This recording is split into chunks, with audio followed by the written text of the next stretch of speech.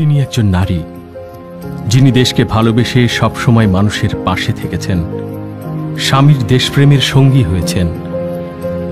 হঠাৎ যখন সেনাবাহিনীর একদল বিপদগামী সদস্যের অতর্কিত আক্রমণে বীর মুক্তিযোদ্ধা, গণতন্ত্রের রূপকার প্রেসিডেন্ট জিয়াউর রহমানের জীবনাবসান ঘটল, ঠিক তখনই স্বামী হারানোর শোককে শক্তিতে রূপান্তরিত করে তিনি বেছে নিলেন দেশ গড়ার হার না মানার সংগ্রাম।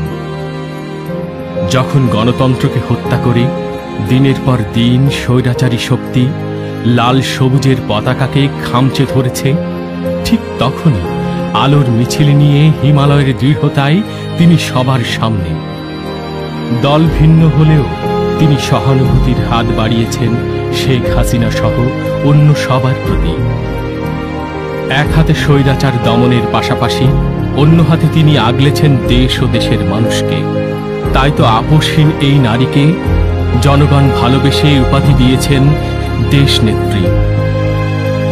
কিন্তু তার এই জনপ্রিয়তায় ঈর্ষান্বিত হয়ে বারবার তাকে প্রতিহিংসার আগুনে পোড়াতে চেয়েছে আওয়ামী লীগ সহ গণতন্ত্রের বিপক্ষের শক্তিগুলি।